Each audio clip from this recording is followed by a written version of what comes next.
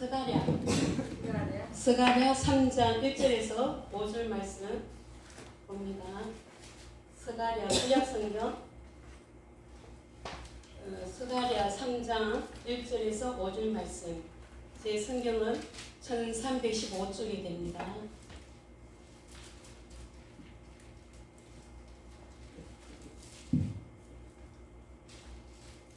스가랴 3장 1절에서 5절 말씀 다 같이 한 목소리로 합독하시겠습니다. 네, 1315쪽인데요. 죄송합니다. 3장 3장 1절에서 5절 말씀 다 같이 한 목소리로 합독하시겠습니다. 1절 시작. 내 제사장 여호수아는 여호와의 사자 앞에 섰고 사람은 그의 우편에 서서 그를 대적하는 것을 여호와께서 내게 보이시니라. 여호와께서 사단에게 이르시되 사단아 여호와가 너를 책망하노라. 예루살렘을 택한 여호와가 너를 책망하노라. 이는 불에서 꺼낸 거슬린 나무가 아니냐 하실 때에 여호수아가 더러운 옷을 입고 천사 앞에 섰는지라. 여호와께서 자기 앞에 선 자녀를 명령하사 그 더러운 옷을 벗기라 하시고 또 여호수아에게 이르시되 내가 너의 죄과를 제하여 버렸으니 내게 아름다운 옷을 입히라 하시기로 내가 말하되 정한 관을 그 머리에 씌우소서 하매 곧 정한 관을 그 머리에 씌우며 옷을 입히고 여호와의 사자는 곁에 섰더라. 아멘. 하나님 감사합니다. 이 시간도 오후 2시 찬양 예배로 주님 앞에 예배할 수 있도록 아버지 은혜 주심을 감사합니다. 아버지 허물 많은 이 주인 주님, 이 시간 주님 앞에 섰사오니 주님의 보혈로 덮어주시고 이 시간도 말씀 전할 때에 성령 하나님께서 함께 하시고 전하는 자와 듣는 저희들이 다 함께 하나님의 기쁜 사랑을 다시 한번 깨닫고 감사가 회복되는 귀한 은혜의 시간이 되게 도와주시옵소서. 보혈의 공로 의지하고 나아가오니 성령 하나님께서 모든 예배를 주장하여 주옵소서. 홀로 영광 받아 주옵소서. 예수님의 이름으로 감사하며 기도하옵나이다. 아멘. 아멘. 네, 오늘 읽은 이 스가랴 3장 1절에서 5절 말씀은 제목을 정한다면 제사장의 옷으로 정해보았습니다. 오늘 이 본문 말씀을 통해서 정말 우리가 하나님의 자녀로서 어떠한 옷을 입어야 되나, 결론적으로 말하자면 거룩한 옷을 입어야 된다는 것입니다. 네. 이제 이 본문 말씀은 하나님께서 스가랴 선지자에게 이상을 보여주신 내용입니다. 구약 시대에 선지자들이 체험했던 이상은 하나님의 계시의 말씀을 받는 일종의 수단이었습니다. 오늘날에는 이 66권의 말씀과 또 성령의 감동 감화로 하나님의 계시의 말씀을 받을 수 있다고 볼 수가 있습니다. 아멘. 오늘 본 1절 말씀에 대제사장인 여호수아가 여호와의 사자 앞에 섰고 사단도 여호수아 우편에 서서 여호수아를 대적하는 것을 볼 수가 있습니다. 여호수아는 이스라엘 백성이 바벨론에서 귀환할 때에 처음으로 대제사장직을 수행한 자로서 이스라엘을 대표하는 선지자였습니다. 그러므로 이 사단이 여호수아를 대적한다는 것은 바로 이스라엘을 대적한다는 것을 의미하는 것입니다. 사단은 어제나 오늘이나 영원토록 우리 하나님의 사람을 공격하고 하나님의 일을 방해하며 또 강력한 천사의 옷을 입고 가상해서 하나님의 사람들 믿는 자들을 미혹하고 속이고 죽이고 파괴시키는 그런 일들을 합니다. 우리가 신앙생활을 하고 하나님을 믿는 신앙생활 안에 가운데서도 성령의 역사가 있는가 하면 사단의 역사도 있음을 우리가 기억하시기 바랍니다. 아멘. 우리가 하나님을 믿고 또 사역을 한다 하지만 때로는 우리가 분별하지 못해서 또 사단의 지배를 받아서 또 미혹을 받아서 또 어떤 자기의 어떤 욕망 때문에 때로는 어려움을 당하게 되고 또 하나님의 영광을 가리는 것을 우리가 종종 보게 됩니다. 아멘. 저는 남들이 부러워하는 3대째 믿는 집안의 가정에서 태어나서 평탄하게 교회 일을 열심히 하다가 전도사님의 소개로 목사님을 만나서 결혼을 하게 되었습니다.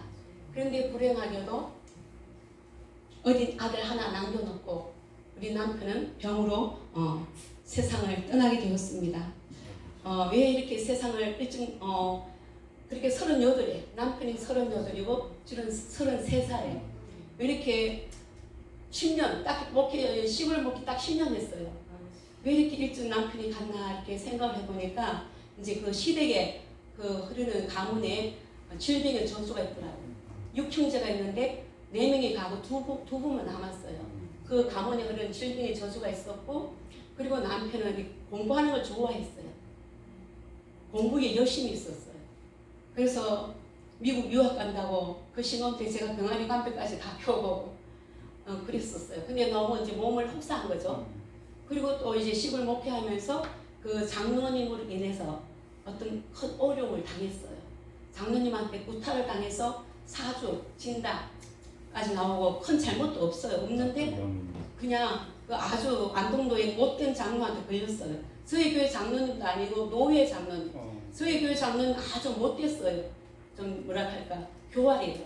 자기는 뒤로 싹 빠지고 그 노회 제일 못된 장로님을 앞세워서 우리 목사님을 괴롭힌 거예요. 새벽마다 1시고 2시고 전화해서 잠을 못 자게 깨우고 괴롭혔어요.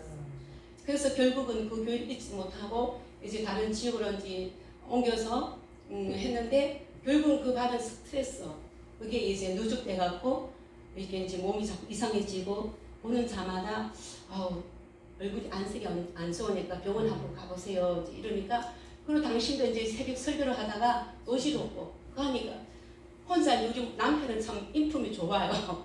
예, 참 제가 무슨 소리 해도 다 받아주고 그냥 하여튼 그랬어요. 너무 그 집안이 성품이 다 좋아요. 그래서 그런 가운데 당신은 혼자 이제 괴로운 거예요. 그래서 이제 누워서 이렇게 복부를 만져보니까 뭐가 혹이 잡히더래요. 이제 그 전에 이제 치질이 있어서 이제 피를 많이 흘리니까 옛날에 재래식 화장실이잖아요. 그 피가 많이 보이잖아요. 그래서 피로 흘려서 어지러운가 해서 그냥 지방에 있는 병원 가니까 빈혈로 그래서 그렇다 하면서 빈혈약을 또 지어 먹고 그래도 안 되고 그래서 이제 서울 세브란스 와서 이제 또 다시 약을 지어 먹었는데 또 안 되는 거예요. 그래서 어느 날 이제 당신이 누워서 이렇게 배를 이렇게 몸을 이렇게 만지면서 이런 종양이 집히는 거예요. 그래서 다시 이제 세브란스 와서 이제 얘기하니까 종양이다.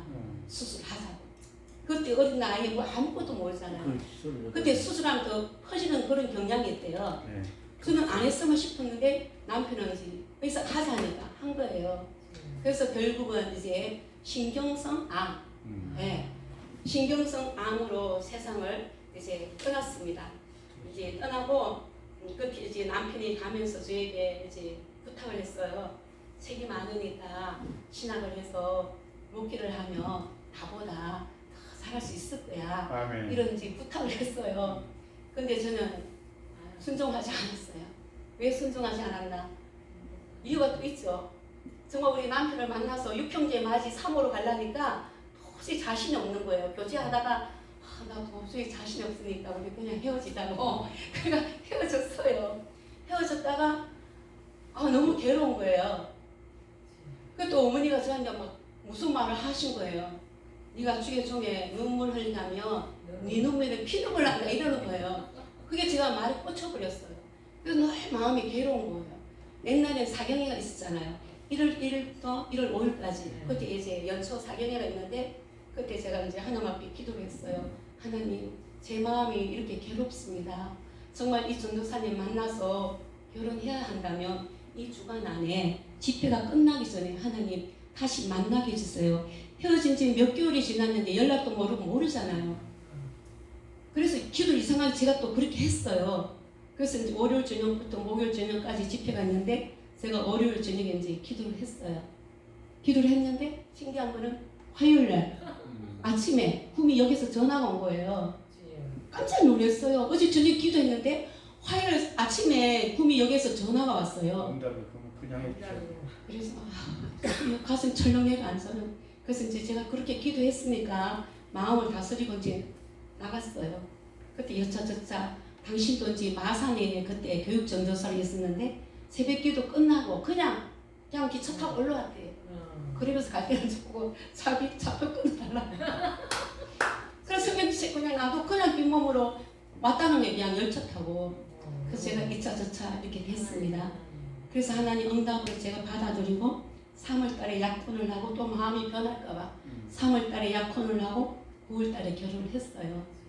그래서 제가 이렇게 순종했는데 하나님이 데려가시니까 제가 원망이 안 나오겠어요? 그래서 제가 참 옛날에 막 은혜 생활할 때는 제가 이스라엘 백성이라고 그랬어요. 또 막 하나님 잘못했어요. 또 용서해주면 또 내가 내 마음대로 사는 거예요. 그리고 또 돌아보면 하나님의 불순종이야.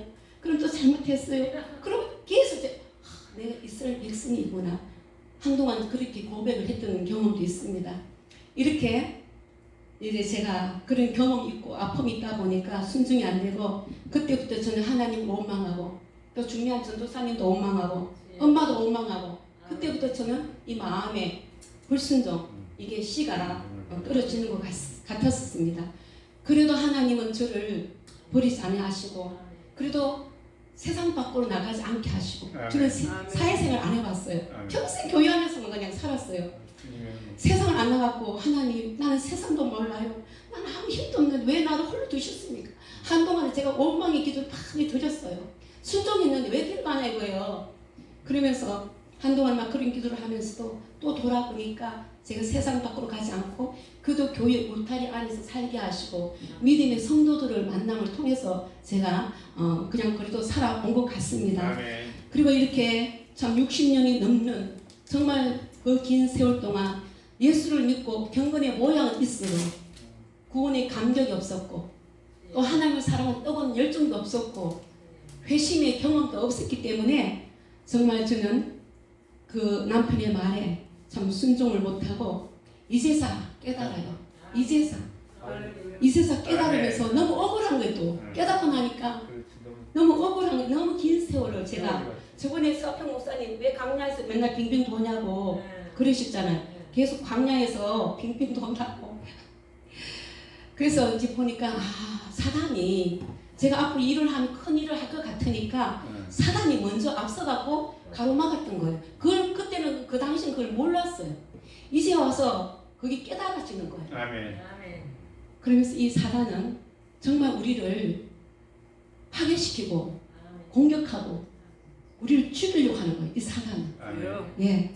그래서 한번 예언 기도 봤는데 사단이 너를 죽이려고 했지만 하나님 거기서 빼내셨다. 아멘. 그러시구나. 깜짝 놀랐어요. 그 이천에 친구 기동원 원장님이 그 예언을 그렇게 하더라고요. 사단이 너를 죽이려고 했지만 하나님께서 빼내셨다. 하나님 살려주셨다. 참 그 이성구 목사님 그런 말씀하셨지만 친구 그 원장님도 그런 얘기를 해줬어요. 그때부터 저는 이제 정말 힘든 인생을 살면서 그때는 정말 내가 사단의 그늘이 있으면 몰랐지만 깨달은 지 얼마 안 되면서 정말 하나님 앞에 이 남은 생애를 어떻게 살아야 됩니까? 그러면서 이제 가고 있는데요. 정말 이 사단은 끊임없이 우리를 공격하고 대적하고 그렇게 우리를 괴롭히는 사단이 항상 우리 옆에 있습니다. 하나님도 우리 옆에 계시지만 사단도 항상 우리 터가 있으면 우리를 넘어뜨립니다. 그래서 우리는 영적 깨어 있어요. 예, 이렇게 하나님은 여호수아도 마귀가 여호수아를 대적했잖아요. 이스라엘 백성들을 여호수아를 대적하는 사단을 하나님은 책망하셨어요. 하나님께서 왜 자기 백성을 대적하는 그 사단을 책망한 이유는 하나님께서는 자기가 택한 백성, 자기 백성을 대적한 자기 백성에 대한 주권적인 사랑을 나타내 보여주는 거예요. 네. 사단은 자꾸 우리 대적하지만 하나님 우리를 먼저 찾아오셨잖아요. 아멘. 우리가 하나님을 먼저 찾아간 게 아니라 하나님이 우리를 찾아오신 거예요. 아멘. 우리 성모님도 방황하고 있을 때 하나님이 은혜교로 보내주신 거예요. 아멘. 감사하셔야 돼요. 네, 하나님이 이제 너 이제 와라, 은혜교를 와라, 아멘. 이제 회복해라. 아멘. 감사하시기 바랍니다. 아멘. 네. 이렇게 우리가 방황할 때도 하나님 우리를 불꽃 같은 눈동자로 지켜보고 계신다는 것을 기억하시기 바랍니다. 네, 그래서 우리 하나님은 정말 자기 백성들에 대한 주권적인 사랑을 나타내 보여주시고 또 하나님은 자발적이고 신실하며 영원 불변의 사랑 죄인을 구원하시기 위해서 아들까지 아끼지 않으시는 다음이 없는 그 사랑으로 우리를 사랑하시고 그 사랑이 있기 때문에 오늘 우리가 이 자리에 있는 줄 믿으시기 바랍니다. 네, 우리는 하나님의 사랑을 입은 자입니다. 하나님의 사랑을 입은 자는 또 하나님의 사랑을 흘러보내야 할 책임이 있습니다. 네, 우리나라 대한민국 국민으로서 의무가 있잖아요. 우리도 하나님의 사랑을 입은 자로서 사랑을 해야 할 책임과 의무가 있어요. 근데 주님 오실 날에 참 믿는 자를 보겠느냐 하셨고 마지막 때는 사랑이 식어진다 그랬어요. 하나님의 사랑을 가지고 사는 자가 만나보기가 참 힘들어요. 우리는 말로는 사랑합니다 하지만 정말 그 사람의 자존심 한번 건드려봐요. 그런 인간의 본능이 올라가. 그건 아직 하나님의 사랑으로 준비되어 있지 않는 사람이에요. 우리 인간 다 본능은 똑같아. 네. 근데 그 본능을 뛰어넘는 하나님의 사랑으로 충만하게 채워지기를 바랍니다. 네. 믿음, 소망, 사랑 그 중에도 무엇이 사랑. 사랑. 기독교는 사랑의 종교잖아요. 근데 오늘날 많은 사람들이 사랑에 메말라 있어요. 사랑을 주기보다 그래서 사랑을 받으려 해요. 예, 사랑을 받으려고 해요. 참 그래요. 사랑을 받은 자가 또 사랑을 줄 수 있는데 지금 이 시대는 사랑이 메마른 시대잖아요. 사랑이 메말라. 교회도 메말랐어. 우리 교회도 메마르고 우리가 정말 하나님을 사랑하고 참 이렇게 사랑을 실천한다 하지만 때로는 조건적인 사랑, 인간적인 사랑을 할 때 참 많아요. 참 하나님의 사랑은 나타나지도 않아요. 보이지도 않아요. 은밀한 곳에서 우리가 하나님의 사랑을 베푸는 그 사랑을 주님이 지켜보고 계신다는 거예요. 우리의 신앙생활은 호람되어 하나님 앞에서 말하고 행동하고 그게 참 중요한 것 같아요. 근데 가장 쉬우면서도 가장 어려워요. 왜? 우리 인간은 사람에게 인정받고 싶은 욕구가 있어요. 누구나. 누가 칭찬해주면 좋아요. 내가 이런 좋은 일이 있는데 꽃꽂이를 했는데 그냥 목사님 모른 척 할까봐요. 서운해요. 그리고 누가 꽃꽂이 너무 이뻐요. 이러면 사람이 좋잖아요. 근데 그것까지 우리가 뛰어넘어야 돼요. 이름도 빛도 없이 그냥 소리 없이 우리가 주를 위해서 우리가 충성해야 될 줄 믿습니다. 네, 2절 말씀에 보니까 하반절에 여호수아를 불에서 꺼낸 거슬린 나무. 이것은 이스라엘이 바벨론 포로 상태에 있다가 구원을 받아 해방된 이스라엘 백성을 말하는 것입니다. 쉽게 말하면 하나님께서는 불같은 심판 가운데서도 자기 백성을 구원하시는 하나님의 은혜를 보여준 거예요. 아멘. 기독교에서는 은혜라는 단어, 우리 은혜 목사님 계시지만 은혜라는 단어를 아무리 강조해도 무리가 되지 않습니다. 아멘. 우리 교회도 제가 설교 준비하면서 우리 교회도 은혜 제일 교회네. 야 그래 은혜 제일 교회. 은혜라는 단어를 우리가 뭐 그냥 알지만은 그래도 확실히 알려고 은혜라는 단어를 한번 찾아봤어요. 그랬더니 은혜라는 단어가 고맙게 베풀어 주는 신세나 혜택, 또 친절이라는 단어도 들어있더라고요. 그러면서 참 우리 은혜교회가 정말 은혜가 있는 교회 같아요. 우리 두 분의 목사님 참 편안하게 해주고 예, 너무 부담이 없으니까 좋아요. 진짜 은혜가 있는 교회구나. 그러면서 정말 우리 모든 삶이 하나님의 은혜고 또 이 순위가 있다면 우리 은혜교회를 통하여서 이 은혜교회들은 모든 가정마다 심령마다 정말 하나님의 은혜가 흘러 넘쳐 들어갔으면 좋겠다. 네, 그러게 또 그렇게 되어가고 있습니다. 네, 감사합니다.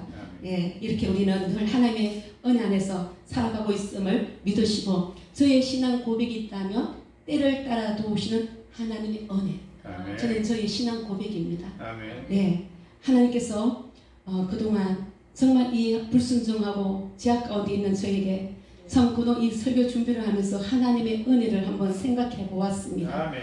정말로 그때마다 하나님의 은혜로 지켜주셨고 하나님의 은혜가 있었지만 또 사람으로부터 받은 은혜가 크더라고요. 예, 저는 정말 하나님 불쌍히 여기셨나 봐요. 너무 모르고 세상도 모르고 그때 남편이 시골 목회했으니 그때 25만 원 무슨 돈이 있겠어요. 그 맨날 10년 동안 공부를 했으니 아무 남긴 게 없어요. 그래서 우리 남편이 이제 수술하고 들어와서 40일 이제 기도하면서 투병 일기를 쓰는데 그렇게 썼더라고요. 내가 이대로 가면 첫째는 하나님 앞에 부끄러운 모습이요. 둘째는 처자식 한 것도 영적으로 육적으로 남겨놓은 게 너무 부끄럽다고 그런 이제 투병 일기를 썼더라고요. 네.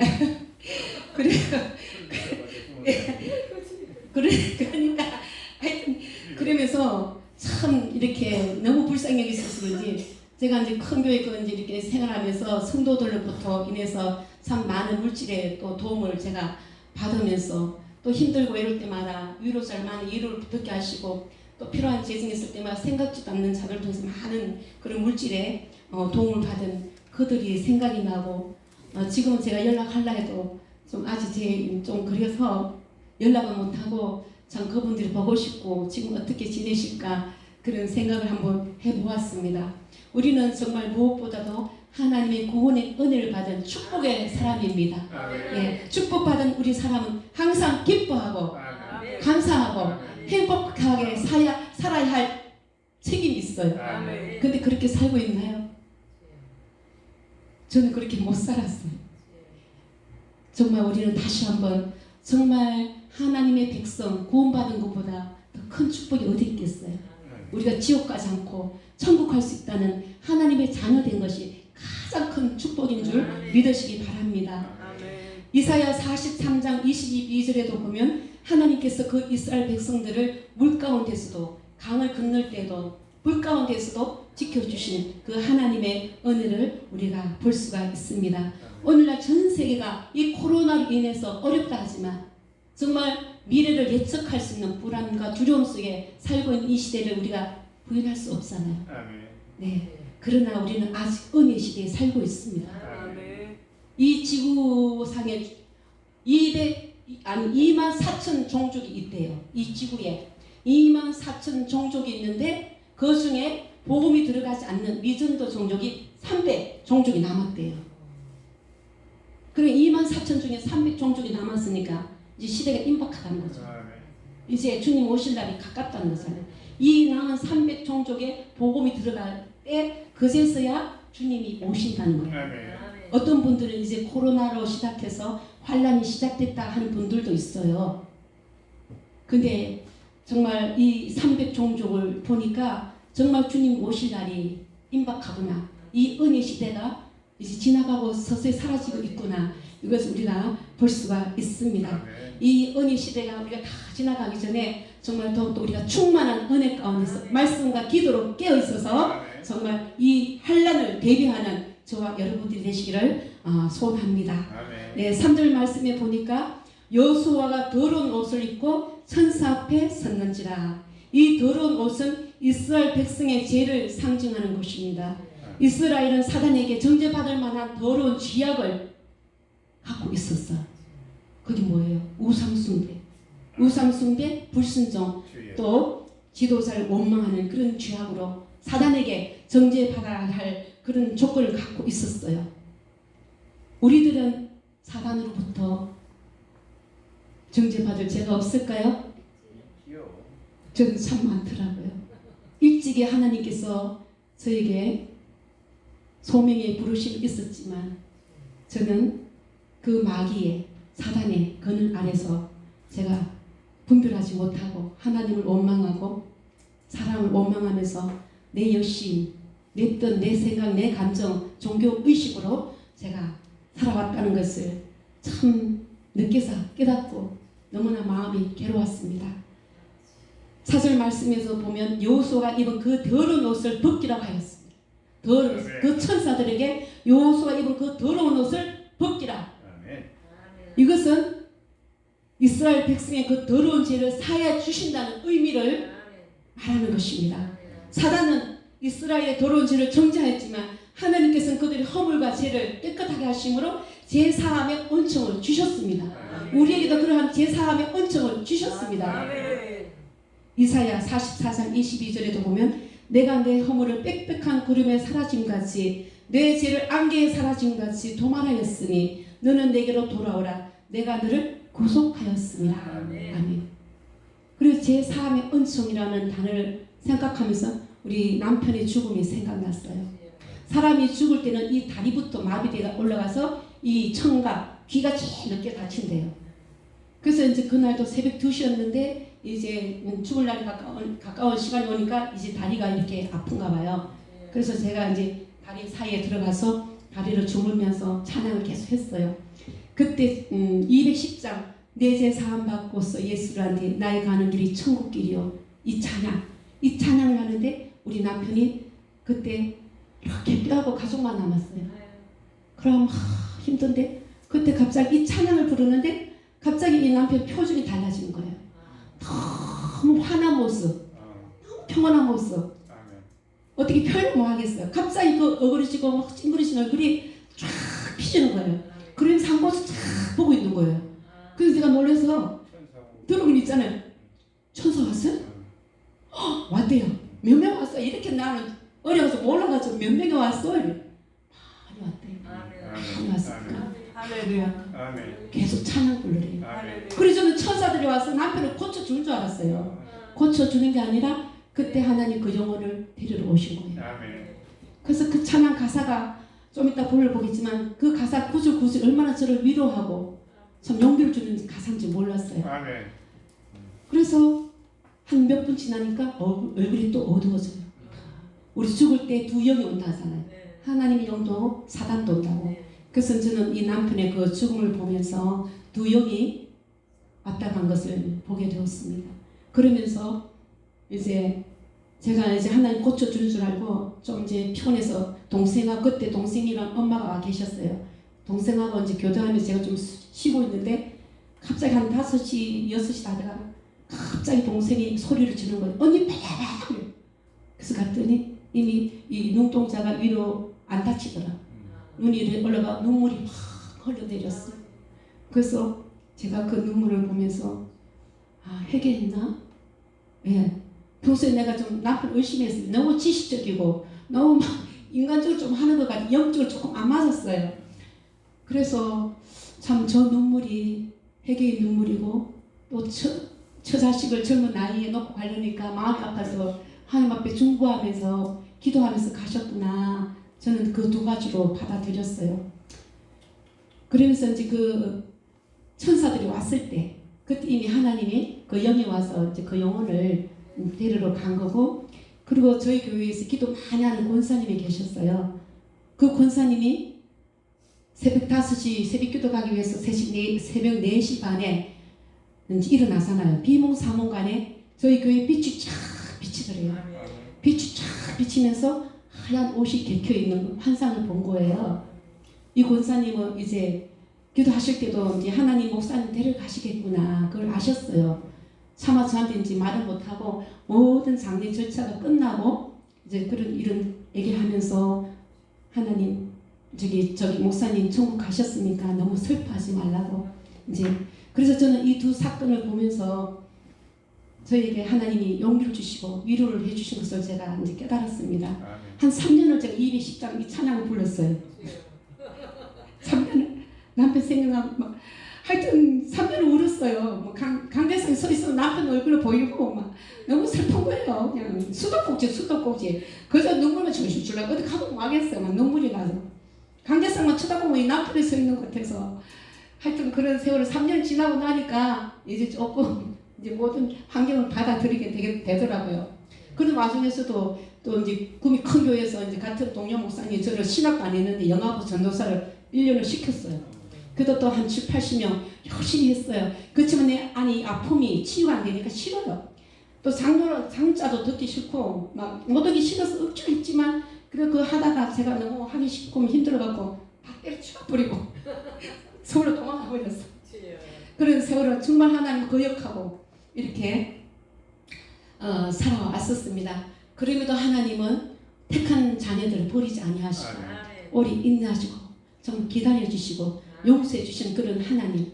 우리 어떤 제약 가운데 있을지라도 주님은 찾아오셔서 그 십자가의 사랑으로 우리를 품어주시고 용서해주시는, 회복시켜주시는 참 좋으신 하나님을 우리가 믿는 그 하나님이신 것을 믿으시기 바랍니다. 네. 사단은 정죄의 직분은 우리를 자꾸 정죄해요.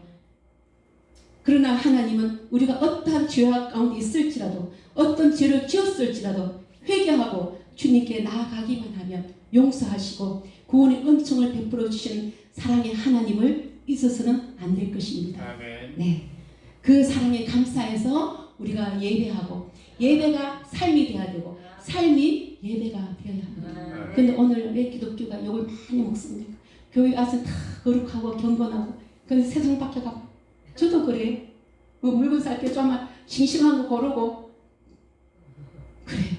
근데 좀 그분을 생각한다면 좀 식은 것도 골라주고 좀 이래 해야 되는데 그 인간 욕심으로 이거는 뭐 버려 먹었다고 뭐 골았다고 그러면서 내가 믿는 사람인가 낮은 자를 돌아보라 그랬는데 그냥 예수 안 믿는 사람 똑같이 행동하고 사는 삶을 보면서 나도 아직 멀었다 그럴 때가 참 종종 있었습니다.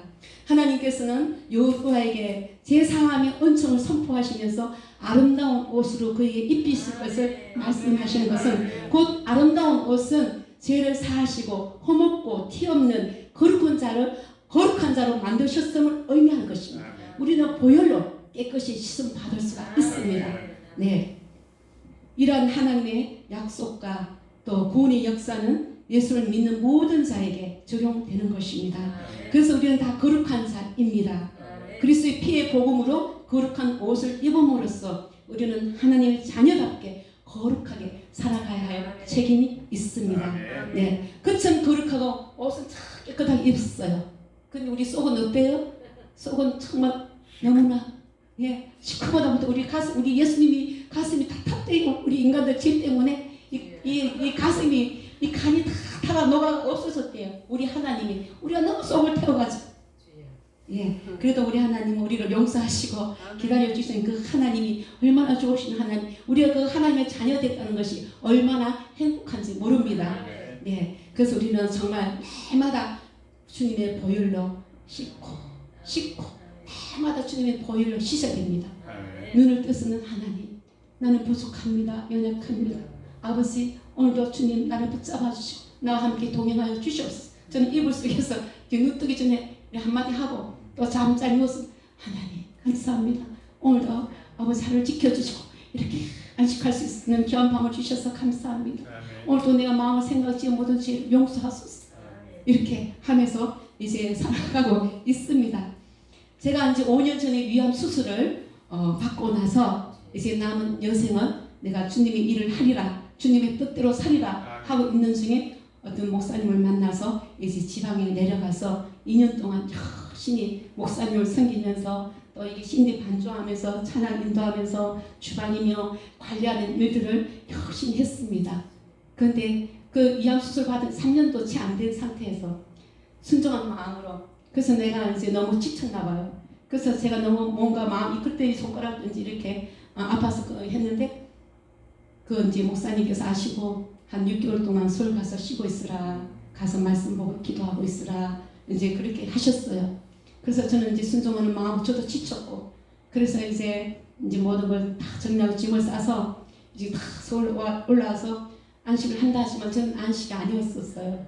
그동안 2년 동안 있으면서 여러 가지 또 인간관계에서도 그렇고 또 목사님에 대한 그런 것도 그렇고 이제 제 마음에는 아픔으로 안식이 아니라 이제 그 모든 그 있을 때는 몰랐어요. 간이 있을 때는 몰랐는데 이제 혼자 있으면서 참 왜 이렇게 내 결과가 이렇게 됐나 이제 곰곰이 생각을 하고 돌아보면서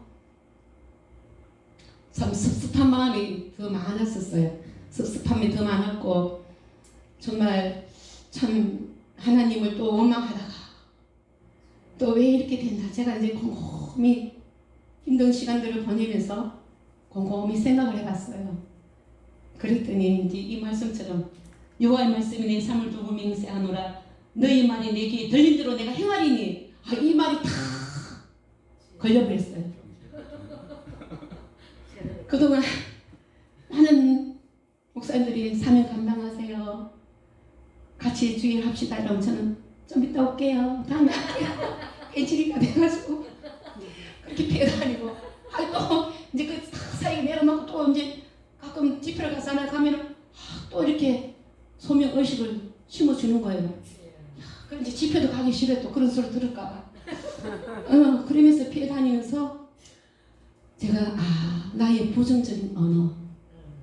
저는 항상 좀 제 친정 아버지가 좀 부정적이고 완벽주의였어요. 공무원 생활 하시는데 아버지가 좀 여성스럽고 어머니는 좀 와일드하고 남성스러워요. 그 좀 두 분이 아주 대조적이에요. 그래서 아버지 성향을 좀 많이 닮았나 봐요. 엄마 성향을 닮았으면 확 불어도자처럼 밀고 나갈 텐데 아버지 성향을 좀 많이 닮았나 봐요. 그래서 아버지 그 부정적인 그 영향을 좀 제가 많이 받았고요. 그리고 그 가문에 흐르는 영적 저주죠. 예. 저희 아버지도 사명자예요. 사명자인데 순종하지 않아가지고 진짜 얼굴만 이렇게 하죠. 왜 수술 투성이에요. 얼굴만 이렇게 여성스럽게 깨끗하지 냉장에다 뭐 하여튼 6.25 전쟁에다 다 몸에 그런 상처들이 참 많았었어요. 그러면서 또 두 번째는 나의 불순종. 그동안 많은 주의 일을 할 수 있는 길이 많이 있었고 폼은 쟀어요. 약한 게 맨날 담임 큰 교도 가봤고 작은 교도 폼은 쟀지만 정말 내 사명에 불타서 영혼을 사랑하는 마음으로는 안 했다는 거죠. 그냥 폼만 재고 다녔어요. 그냥 강도사 받은 지가 한 15년 다 돼갈 거예요. 그래 가끔만 아직 강도사야? 아직 강도사야? 언제 목상수 받을 거야? 아직 안 받을 거예요. 그리고 또 아들이 목회를 하고 있는데 아들이 엄마 그 나이에 뭘로 목회할 거야? 아들이 다 기도 팍 죽여버려요. 그래? 좋다? 그렇지 맞아? 내가 뭘 하겠어? 그냥 아들 위해서 그냥 평생 내가 아들 그거 하나 쳐다보고 희생했는데 그래 그 아들 주위에 종이 길을 가니까 내가 기도의 제물이 되자 그렇게 또 위로를 제가 스스로 했어요. 근데 그거는 순간이에요. 아들 길은 아들 가는 길이고 엄마가 가야 할 길 엄마가 가야 한다고 이래 그 소리도 안 들어왔어요. 그러면서 제가 이제 공부한 시간들을 보내면서 내가 너무 부정적인 이 언어 또 불순종한 이것이 사단이 나를 갖고 놀았구나. 그것을 이제 깨달은 지가 몇 개월 안 돼요. 그러면서 그래도 하나님은 저를 포기하지 않으시고 책망하지 않으시고 정말 때를 따라 지켜주시고 인도하시고 함께 하신 것을 제가 깨닫게 됩니다. 이번에도 참 공부한 시간을 보냈을 때 우리 또 옥목사를 통해서 집회도 이렇게 가끔 가고 했지만 그래도 내 마음에 이게 상처가 치유가 안 되더라고요. 그래서 저번에 저석진 목사님 집회 때 그때 이제 말씀을 주셨잖아요. 그때 정신이 번쩍 들더라고. 그래 서가랴는 뜻은 하나님이 기억하신다. 하나님 나를 기억하고 계신다 이거구나. 그래 하나님 나를 기억하신다. 그러면서 그 서가랴 그 선지자 그 말씀을 통해서 저 자신을 한번 돌아보는 회개하는 마음으로 또 점검하는 마음으로 제가 오늘 이 본문 말씀을 가지고 나왔습니다. 그래서 오늘 주신 본문 말씀이 저에게 주신 말씀이에요. 네. 그리고 이제 저는 이렇게 받아들였어요. 내가 아직 하나님 보시기에 부족하고 아직 제약 가운데 불순종 가운데 있으니까 이제 내가 한 3년 5년 그 기간을 주셨잖아요. 3년 5년 지나면 하나님이 거룩한 옷을 입혀주실 것이다. 그 말씀은 내가 이제 하나님 신의 성품에 참여하면 이제 저에게 제사장 옷을 입혀주시겠구나. 그런 비전을 보게 되었습니다. 네. 그리고 마지막 5줄 말씀에 보니까 여호수아에게 씌워주신 정한관, 이 정한관은 구원받은 우리가 장차 하나님의 나라에 가서 받아 써야 할 이 생명의 면류관을 의미하는 것입니다. 예, 우리 성도에게 5가지 면류관이 있다고 합니다. 첫째, 영광의 면류관. 베드로전서 5장 4절에 보니까 목자장이 나타나실 때에 시들지 아니하는 영광의 면류관을 쓰리라. 이것은 곧 양무리의 본이 되는 성도에게 준비된 영광의 면류관이라고 합니다. 그리고 둘째, 의의 면류관. 디모데후서 4장 8절에 보니까 나를 위하여 의의 면류관이 예비되었으므로 주의 나타나심을 사모하는 모든 자에게니라. 이것은 믿음과 제 이름을 사모하는 자에게 의의 면류관을 주신다는 거고요. 세 번째, 생명의 면류관. 야고보 1장 12절 말씀에 시험을 참는 자가 복이 있도다. 이것에 옳다 인정하심을 받은 후에 주께서 자기를 사랑하는 자들에게 약속하신 생명의 면류관을 얻을 것입니다. 곧 이것은 한마디로 끝까지 참고 인내하는 인내하는 성도에게 이 생명의 면류관, 우리 지금 생명의 면류관 다 받았으니 이 지금 어려운 시대에 코로나시 겁이 나서 교회도 안 오고 혼자 그냥 나 홀로 신앙한다고 뭐 예배인지 뭔지 그냥, 그래도 우리는 성전을 사모하고 이렇게 주의 몸된 제단에 와서 예배하는 자, 우리가 인내를 갖고 지금 예배하고 하나님 믿고 있잖아요. 이미 우리는 생명의 면류관을 따놨습니다. 네. 그리고 네 번째, 썩지 않는 면류관. 고린도전서 9장 25절에 보니까 모든 일에 절제하나니 저희는 썩을 면류관 얻고자 하되 우리는 썩지 않는 것을 얻고자 하노라. 이것은 바로 모든 일에 절제하는 자에게 썩지 않는 면류관이 준비되어 있대요. 9가지 은사 중에도 절제 은사가 있잖아요. 우리가 아무리 좋은 일, 아무리 참 이 신앙생활이나 모든 삶에 절제가 있어야 될 줄 믿어요. 이 절제의 은사를 받으셔서 정말 균형 잡힌 신앙생활, 우리 신앙생활도 말씀과 기도와 찬양 이 3박자 같이 가야 돼요. 기도만 하는 사람은 그냥 찬양만 하서 또 말씀 근데 말씀, 기도, 찬양 이 3박자가 균형 잡히게 우리가 신앙생활을 해야 될 줄 믿습니다. 그리고 마지막 사랑의 면류관. 데살로니가전서 2장 19절에 보니까 우리의 소망이나 기쁨이나 사랑의 면류관이 무엇이냐. 이것은 바로 전도와 양육을 잘하는 사람. 우리가 전도해갖고 그 영혼이 성장하고 막 하면 기분이 좋잖아요. 자랑하고 싶잖아요. 그처럼 우리 하나님도 성도들 잘 양육하고 갈 때 이 자랑의 면류관을 씌워주신답니다. 이 사도 바울도 빌립보 3장 14절에 보니까 표대를 향하여 그리스도 예수 안에서 하나님이 위에서 부르신 부름의 상을 위하여 쫓아가노라. 이 땅에서 우리가 상을 얻으면 얼마나 기분 좋고 그 집안의 영광이잖아요. 우리가 신앙생활하고 봉사 헌신한 것도 하늘나라의 상을 바라보고 쫓아가시기 바랍니다. 네. 근데 그 상도 이 땅에서 받으면 하늘나라 상이 없어요. 이미 누구야, 저 헌신의 권사님, 그분도 입신에 갔잖아. 그때 하나님 너 모른다 그랬잖아. 왜? 이미 네가 이 땅에서 영광을 다 받았잖아. 네. 그래서 우리는 정말 뭘 하도 정말 사람에게 인정받고 사람에게 칭찬받기 전에 이름도 소리 없이 하는 그 상이 하늘나라의 상으로 쌓일 줄 믿습니다. 저희 엄마는 제가 항상 잘 부딪히는데 믿음이 있는 것처럼 보여요. 믿음이 있긴 있어요. 근데 내 의로, 내 열심으로 사람 인정해 주니까 그 인정 때문에 다 몸을 혹사해가면서 엄마가 일을 해요. 안타까워요. 아무리 얘기해도 안 되는 거. 지금도 열심히 86인데 물김치 뭐 담아가 기도를 다 주는 거. 당신은 허리도 아프고 손가락도 아프고 괴로워요.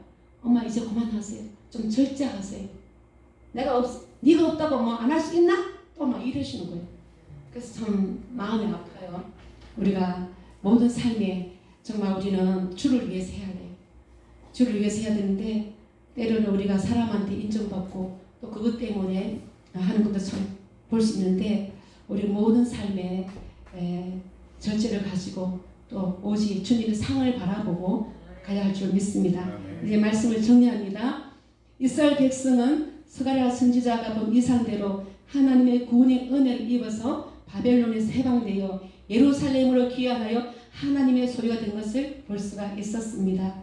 이것은 곧 우리가 예수를 믿고 제사함의 은총을 얻는 자는 천국에 들어간다는 것을 보여준 것입니다. 우리가 왜 예수를 믿어요? 우리 지선님, 예수님 왜 믿으세요? 천국 가려고. 네, 우리는 예수 믿는 것은 잘 먹고 잘 살고 좋은 집에 사는 게 아니라 천국 가기 위해서 우리가 예수 믿는 거예요. 비록 이 땅에 고달프고 힘들고 공고한 인생을 살다 할지라도 그래 이거는 잠시 지나가면 돼. 이 고통도 이 어려움도 이 질병도 지나가면 돼. 우리는 예수 믿는 것을 정말 천국의 목적을 두시고 정말 열심히 달려가시기 바랍니다. 예수님께서는 정말 우리를 위해서 십자가에 피 흘려 죽으시고 부활하셨던 이 복음으로 우리 인생의 모든 문제가 처리되고 해답을 얻는 것을 믿으시기 바랍니다. 그러나 예수를 믿어도 아직 제약의 영향 아래에서 완전히 거룩한 삶을 살지는 못할지라도 거룩한 그리스도의 옷 입어보는 주님의 보혈로 또 우리는 날마다 시선받고 성화되어 가는 과정이 우리의 신앙생활입니다. 아멘. 네, 그래서 지금은 정말 나라는 나라대로, 정치는 정치대로, 교회는 교회대로, 가정은 가정대로, 개인은 개인적인 죄악을 품고 사는 시대가 아닌가 하는 생각을 제가 가끔 해보게 됩니다. 그러나 예수님 이 땅에 마귀의 일을 멸하시고 죄인을 구원하시기 위해서 오신 것을 기억하시고 우리의 억만 죄악 가운데서 건져주시는 주님의 은혜와 사랑을 다시 기억하시고 비록 힘들고 어려울지라도 우리는 그 사랑에 다시 힘입어서 죄악을 벗어버리고 하나님이 원하시는 거룩한 삶으로 장차 주님 앞에 나아가 귀한 생명의 면류를 받아 쓰시는 저와 여러분들이 되었으면 좋겠습니다. 네, 하나님 감사합니다.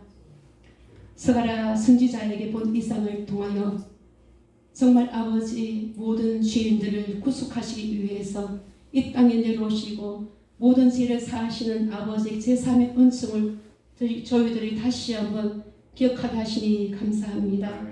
하나님 정말 저희는 수십 년 동안 주님을 믿는다 하면서도 아버지 뜻대로 살기보다 아버지 내 생각대로 아버지 정말 혼적으로 육신적으로 정욕적으로 살아왔던 저의 연약한 모습을 다시 한번 고백하며 용서를 구합니다.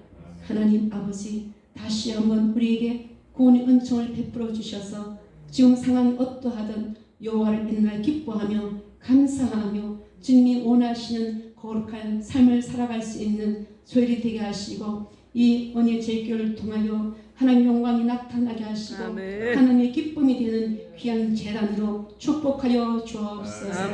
모두 아버지 귀한 은혜 주심을 감사하고 존귀하신 예수님의 이름으로 감사하며 간절히 기도하옵나이다.